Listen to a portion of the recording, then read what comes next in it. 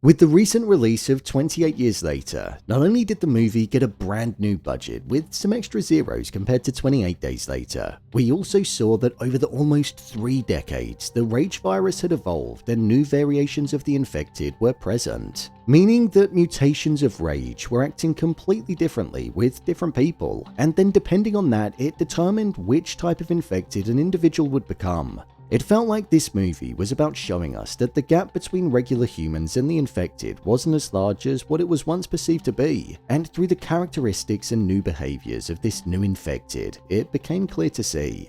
So with that, I wanted to discuss how rage evolved and explain each new type of infected that's present within Britain in 28 years later. So let's get into it. All viruses are said to mutate, but not all viruses mutate at the same rate. The rate change can vary from virus to virus. Some change very fast, which is why people get the new flu vaccines each year, and some take a little while longer. In the case of the rage virus, it seems like this one has taken its time to mutate, and in almost 3 decades, the mutation has not only caused the infected to act differently, but it's also caused different types of infected to be born. In 28 Days Later, the first movie, we saw that when somebody was infected with the virus, rage would be the main factor that was at the heart of the way that they acted. They'd stop at nothing to make sure that they infected whatever was in front of them or even killed if blood didn't seep into the victim in any way. There was no brain function whatsoever, and the original mind was said to have been destroyed and like they had no soul. All they wanted to do was kill. What we saw 28 years later though was that the infected's mind was still programmed to hunt, infect, and kill those that weren't infected, and the moment it caught a glimpse of somebody, those instincts would kick in. But what we also saw were signs of a higher brain function and the primal instincts that all humans had hundreds of thousands of years ago, such as valuing a sense of community and seeing the value in reproduction being present amongst most of them. These new infected had a sense of togetherness when they weren't hunting, they were bathing and making sure they were clean, and one was also carrying child, showing that the infected now had the understanding of mating and wanted to grow the population, something that Major Henry West most definitely wouldn't want. We also saw the likes of the Alpha being in a state of mourning following the baby being taken by Spike and Isla, and when the woman that was infected on the train was having the baby, it's as if she was looking for some sense of comfort. It was as if the pain that she had overrode the rage virus within her brain, and those more human emotions came to the forefront, showing that maybe the original person was still in there somewhere and she was looking for somebody to comfort her in her time of need. However, once the pain was gone, the rage virus came straight back. So it's safe to say that the infected's mind is nothing like what we saw in 28 Days and 28 Weeks Later. And even though they are still a large threat, there's now a sense of community, and the natural human instincts about survival and community were at the heart of them. Now let's take a look at every variation of the infected that there could possibly be. So first up, there's the bottom of the barrel infected, which are the ones that have just been bitten and exposed to the virus. These ones are spewing up blood, are dead set on infecting others, and don't have any sense of community or higher brain function, other than knowing that they need to follow the rest of the crowd when it comes to hunting. They also don't possess the knowledge to understand fear or what weapons are, as they quite willingly run towards humans knowing full well that they're going to be hit by the weapons that they have or arrows and will most likely be killed. So the virus eliminates all of those thoughts. The next stage of the infected is what we saw most in the movie. This is the herd of infected that were after Spike and his father for the majority of the first part of the film.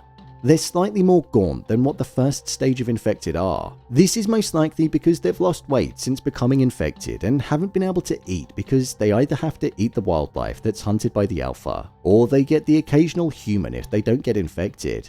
As I mentioned, the brain functionality on this type of infected is different to the first stage because they have the ability to not necessarily communicate with each other verbally, but they interact with each other and seek comfort in a sense of togetherness and community. They also look to keep as clean as they can by bathing, and they also mate with one another, bringing to light that they have an interest in populating the world with more of their kind. However, what was particularly interesting was that when one was born, they didn't come out infected. This was because the placenta protected the baby from the infection that was in the bloodstream of the host. However, I actually think that the baby does have the infection, but it could just be a carrier, like how we saw Andy and his mother in 28 weeks later. It could have the potential to pass the virus on, but its own body has this shield of immunity that stops it from turning into this animalistic state that plagues the majority. Another stage of the infected that we saw being present in this film were these fat-type beings that didn't really have the ability to stand up and walk other than when they were in infancy, and they almost crawled along the floor like they were these slugs. They had this grey and brown coloured skin that allowed them to be as hidden as they could possibly be as they were camouflaged into the floor, and they were basically bottom feeders.